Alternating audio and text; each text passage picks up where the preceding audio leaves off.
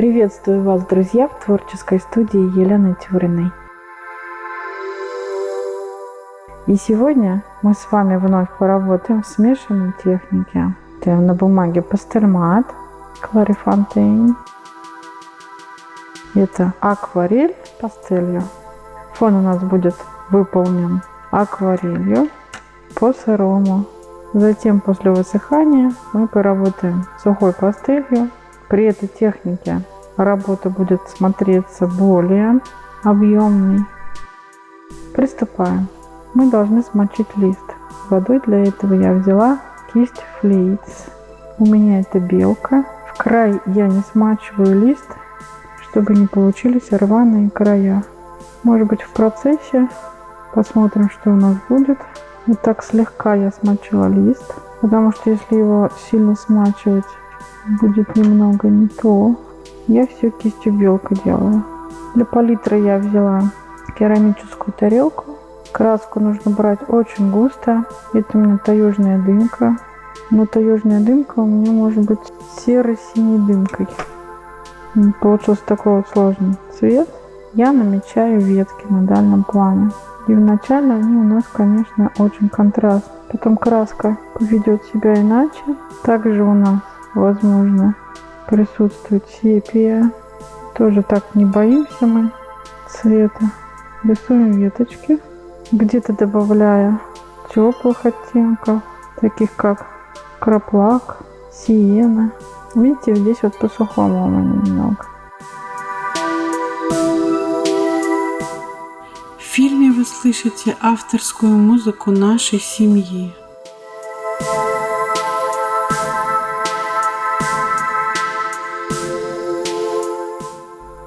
Где-то мы даже охру добавляем. У нас присутствуют листочки на дальнем плане.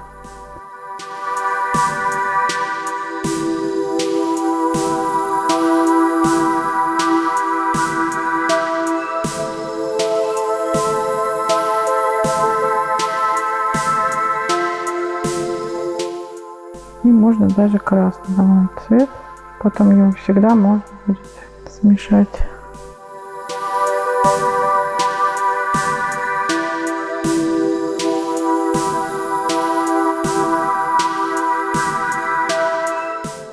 Когда у нас немного подсыхает красочка, а где-то нам нужно размыть, мы слегка, так знаете, можем помочь краске чуть сделать края не такие. Главное, чтобы с краями осторожно. Я уже как-то работала в такой технике, и когда края намокает, то краска себя ведет неадекватно немного. Пока краска не высохла, мы можем ей помогать. Главное следить, чтобы у нас не было жестких краев.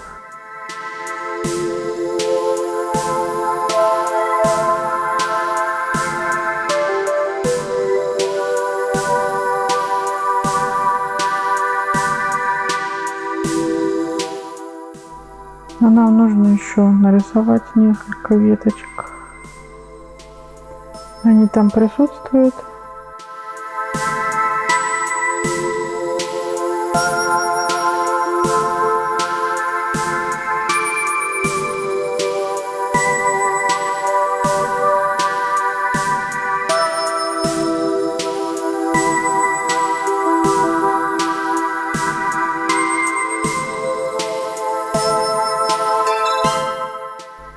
Я не все буду комментировать, потому что сложно работать и комментировать то, что ты делаешь. Поэтому смотрите, следите за тем, что я делаю. Я хочу найти очень интересную композицию самих веток. Уже потом у нас появится на ветках птичка. Это зарянка.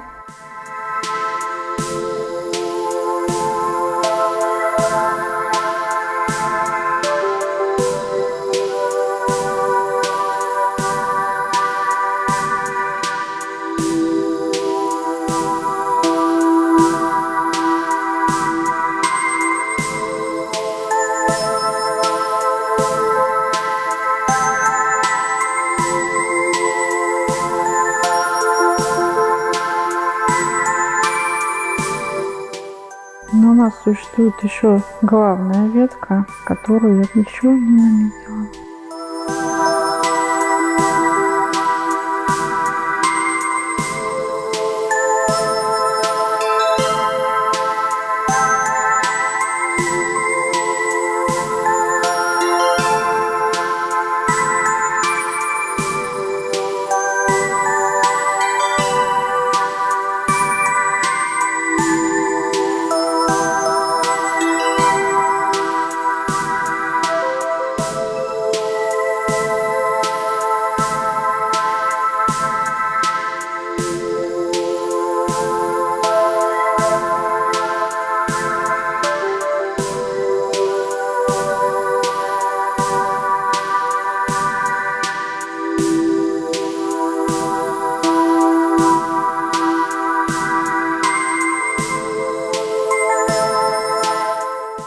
Где происходит стекание, то краска может вернуться назад в лист. Как этого избежать, это только на практике можно понять.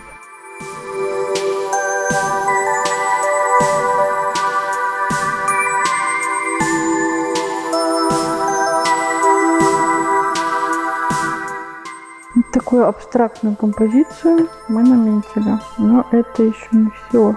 Тут есть еще веточки.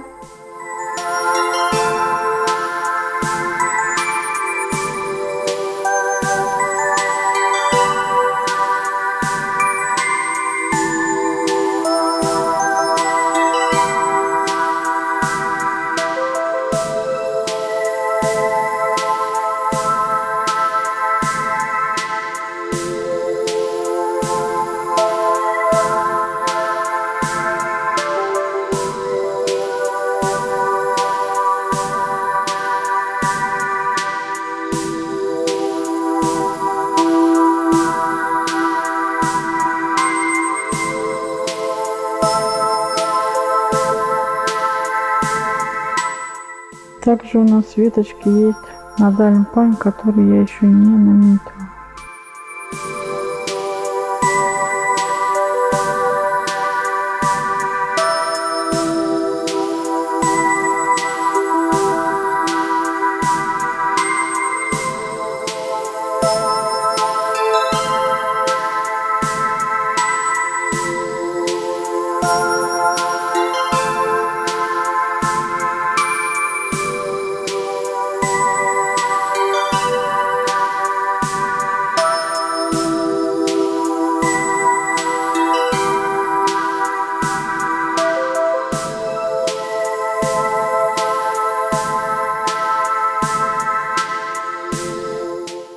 Интересный такой абстрактный фон получился.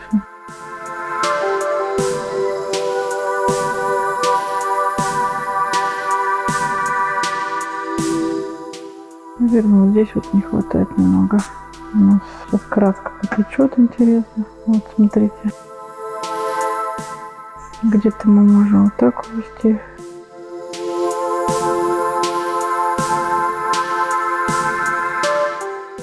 Нужно подождать немного, чтобы она чуть подсохла.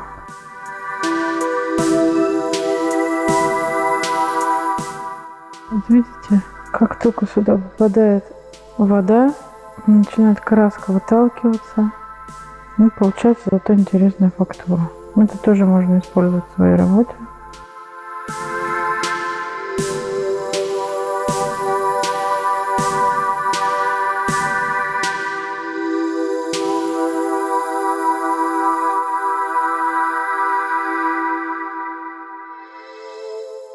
Как вам такая композиция?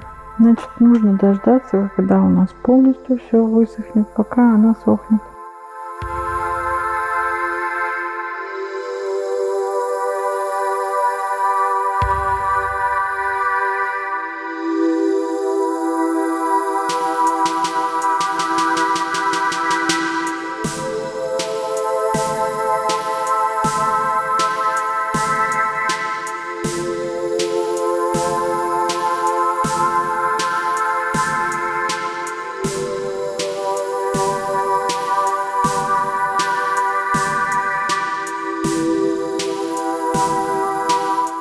Что мы не сумели сделать акварелью, сделаем потом пастелью.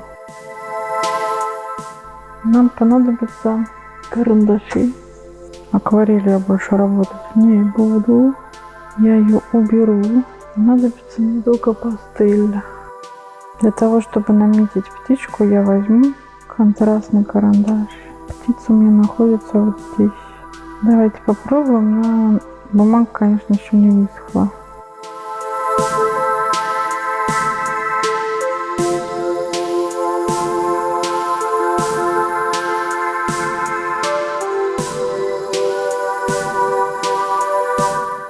Это птица Зарянка, ее еще называют малиновка. Перелетная певчая птица, которая улетает на зиму, не остается в наших краях. Но в последние годы замечено, что в городских парках иногда эти птицы зимуют, потому что в городе более теплее, по каким причинам птица не улетает. Видимо, она находит пропитание себе.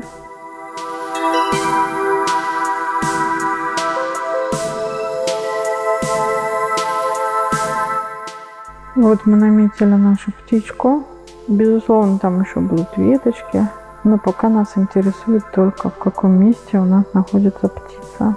Я возьму чуть более контрастный карандаш и начну с темных мест.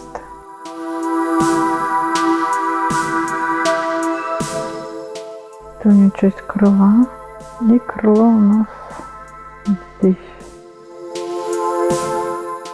Мы можем глазик сразу наметить.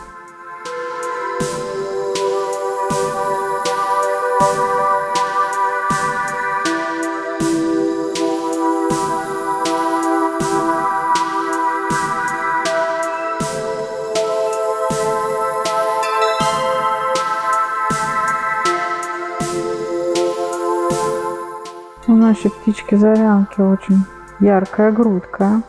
Имеет такой теплый оранжевый оттенок. Но рисуем мы сейчас не оранжевым цветом, вот такими штришочками.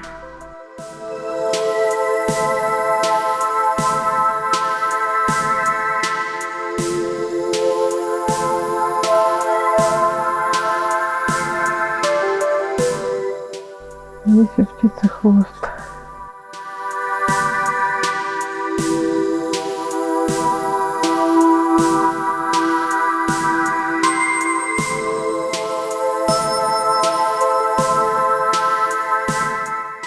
Так, здесь у нас ветка, выходящая на передний план. Вот она, эта ветка. Мы ее сейчас более ярко обозначим.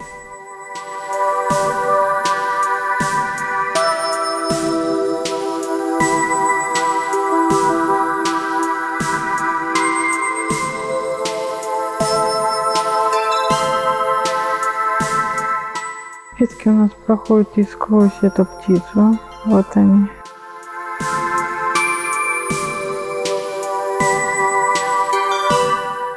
И выходит даже сюда.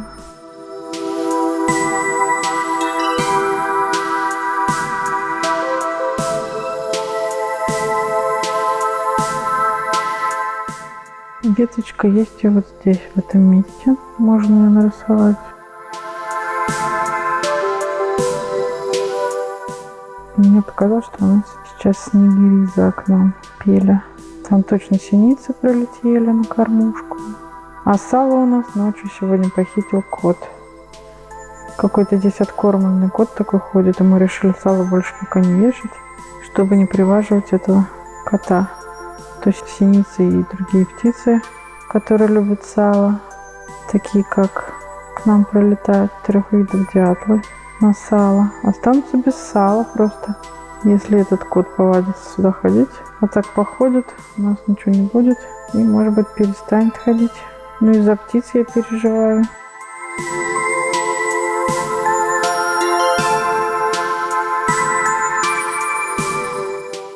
Видимо, кто-то кота оставил тут, когда котенком был.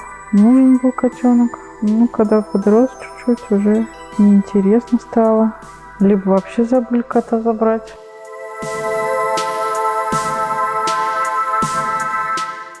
Я пока намечаю веточки. Веточек у нас тут много. Птицы вообще не увидишь в ветках. Только по звуку можно определить, где сидит птица. Когда снимаешь птиц, очень сложно понять, где она сидит.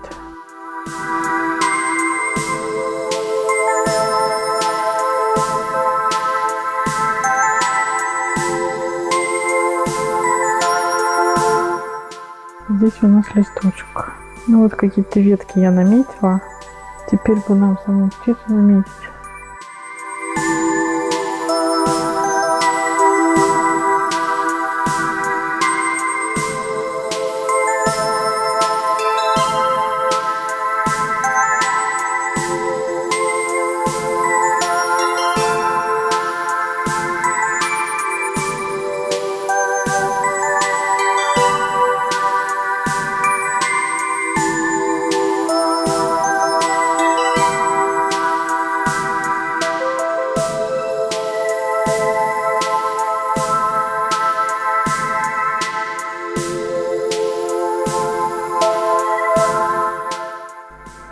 переходим к основному тону нашей птицы.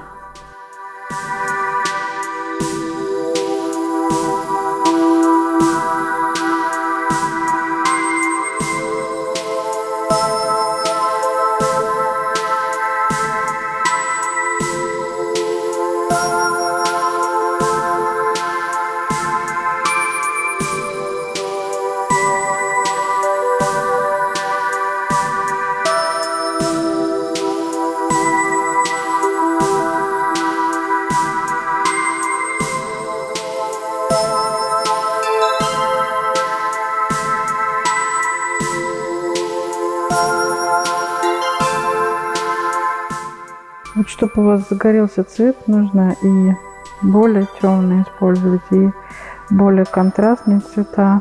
Возможно смотреть на теплость, холодность. Ну, потом цветовосприятие все равно у всех разное.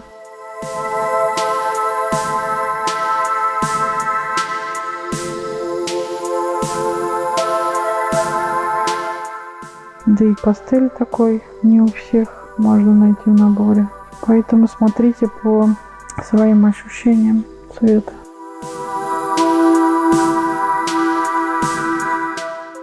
Птица пока у нас еще не вышла на передний план.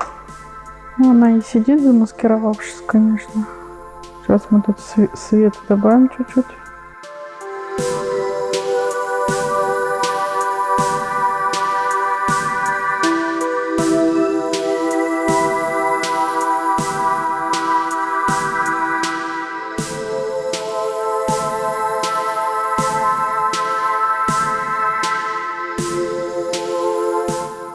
Птицы что-то заволновались у нас за окном. Наверное, там пришло хищник. Там сойка пролетает, а сойка иногда и мелких птиц может схватить, полакомиться ими.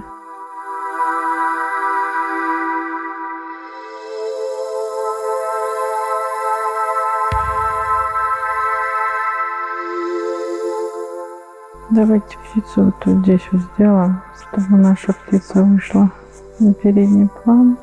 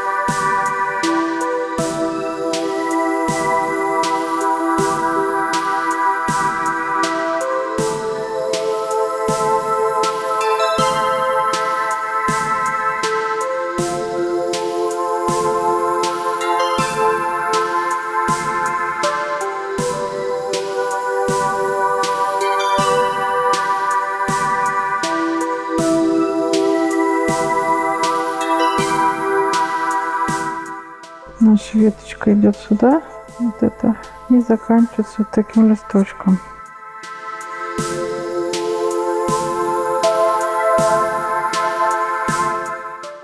Второй листочек у нас начинается вот тут вот.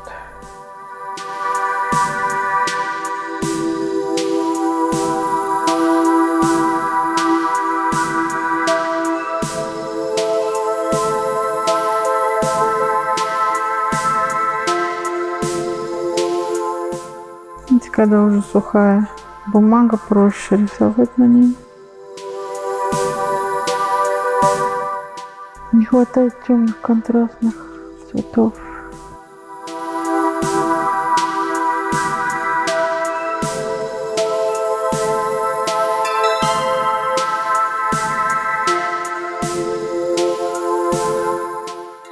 Это все пастель у меня Канте и Пари. Мне она очень нравится, она очень пигментированная пастель.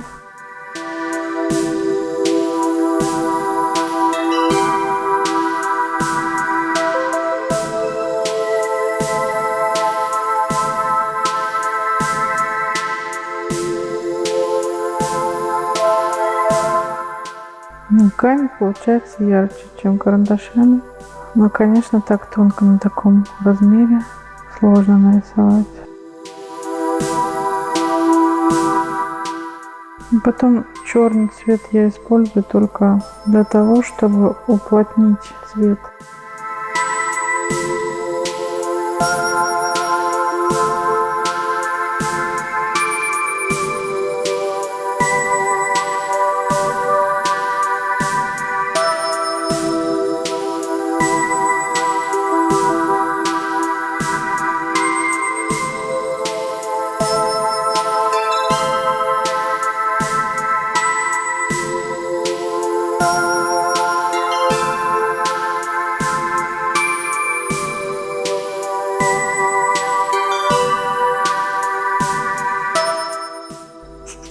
Где-то мне не хватило акварели, да, я добавляю пастель. Пастель более контролируемая.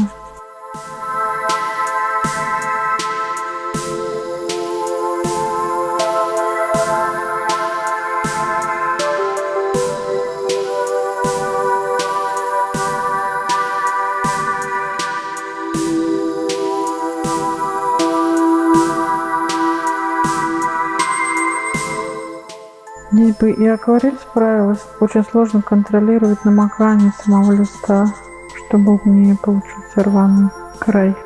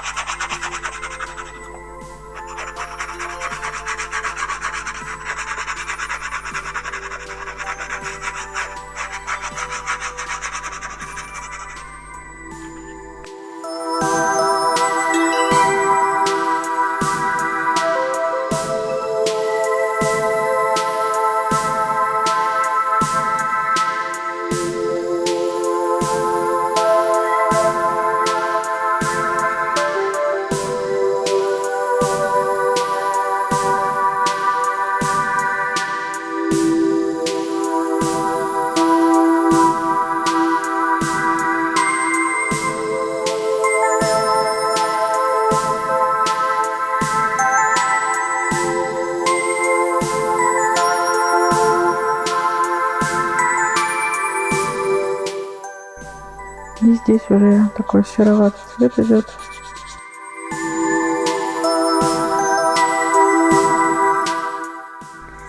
Вот смотрите, мы могли бы сделать полностью пастельный фон, но тогда мы трудились бы с вами подольше немного. А здесь можно перекрывать акварель очень тонкими такими слоями, списывать где-то все по краю.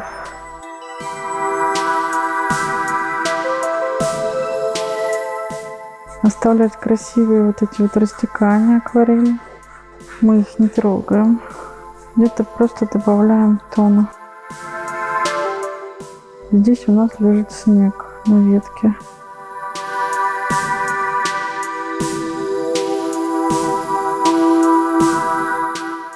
И здесь то же самое. На ветке лежит снег.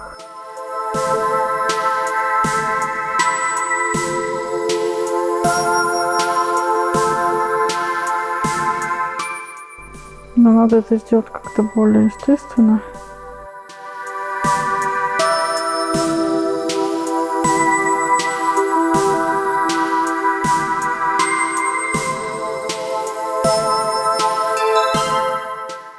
Если бы вы это увидели в натуре, то вы бы увидели, как хорошо с акварелью взаимодействует пастель. И пастель выходит более объемно. Даже вот этот снег лежит более ощущаемо. на акварели.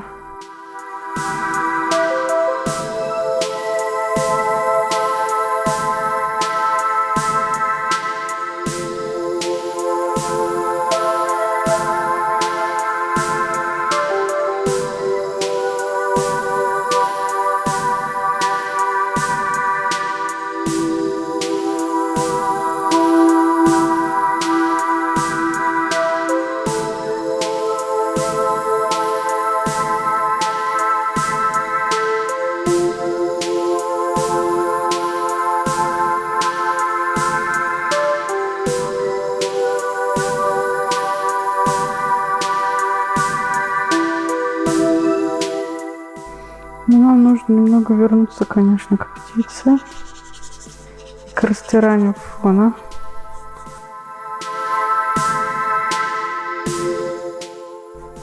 Канте хорошо себя ведет, она может получать множество тональностей при смешении оттенков.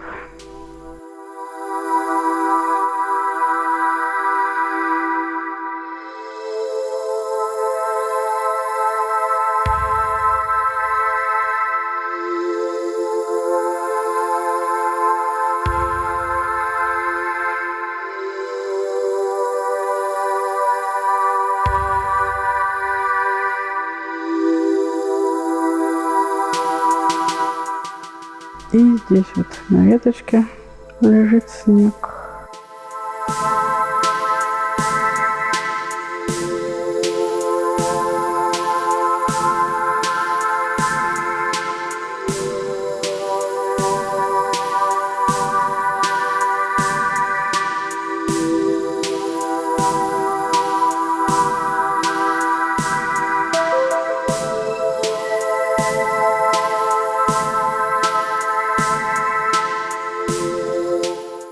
Сейчас нам надо поработать с глазиком птицы.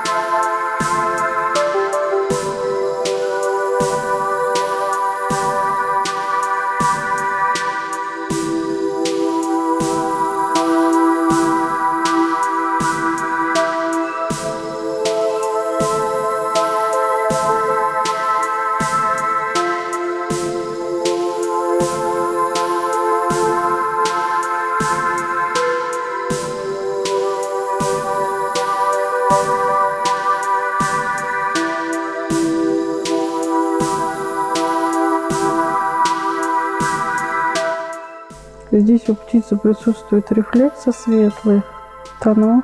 Я взяла серый.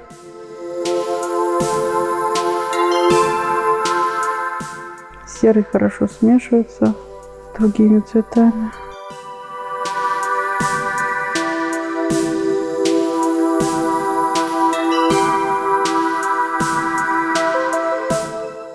Для большей контрастности, чтобы подчеркнуть глазик, нам нужно тоже взять более темный цвет.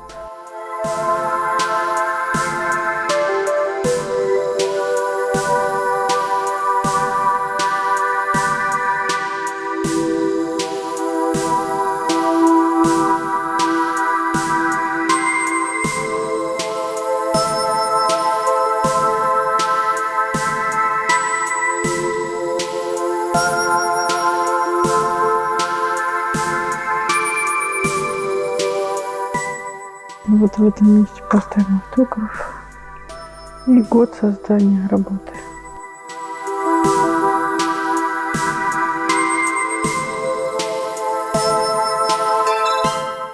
Мне кажется, нужно добавить еще немного снега.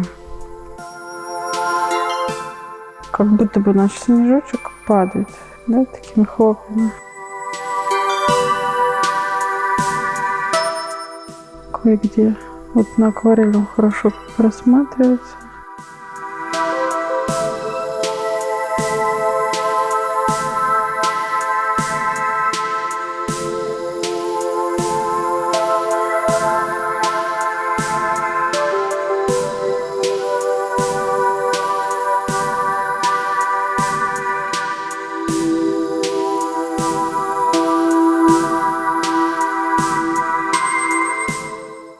И достаточно кое-где просто сделать такой снежочек.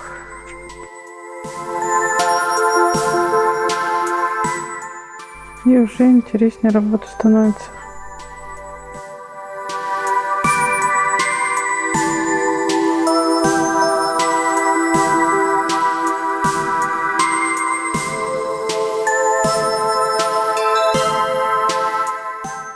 Ну, надо немного где-то это смазать, конечно.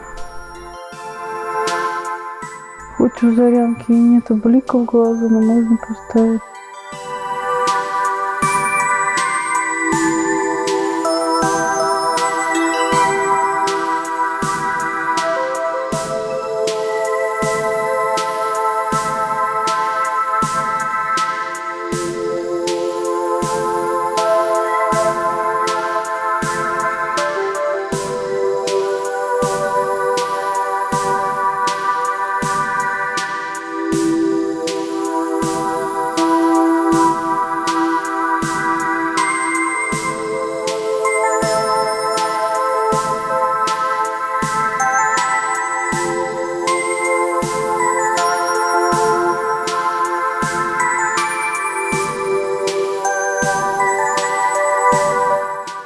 Вот такая птица-зарянка у меня получилась.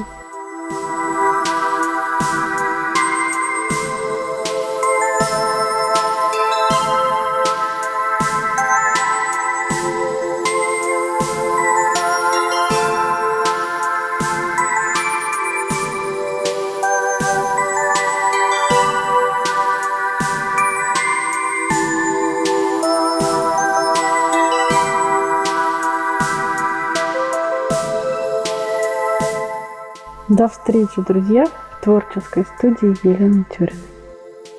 Я желаю всем вдохновения и живописных подвигов.